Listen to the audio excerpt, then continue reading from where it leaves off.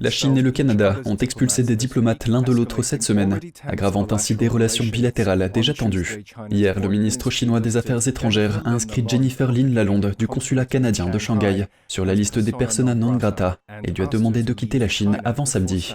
Le porte-parole du ministère des Affaires étrangères, Wang Wenbin, a déclaré lors d'une conférence de presse que cette mesure était justifiée et nécessaire et qu'elle constituait une contre-mesure aux actions déraisonnables du Canada. Cette mesure fait suite à l'expulsion par le Canada lundi du diplomate chinois Zhao Wei. Le Canada a accusé Zhao, qui était basé à Toronto, d'ingérence étrangère.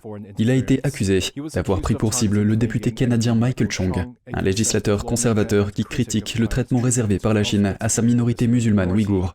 Les agences d'espionnage canadiennes ont rédigé un rapport en 2021 mettant en garde contre les menaces potentielles pesant sur Chong et sa famille basée à Hong Kong.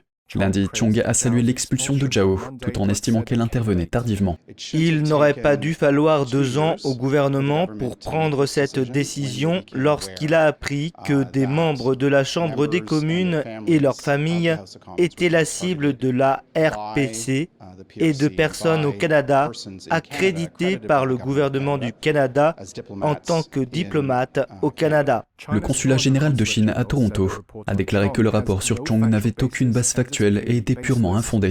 Ces dernières expulsions, qui s'inscrivent dans le cadre d'un coup pour coup, exacerbent des tensions diplomatiques déjà vives.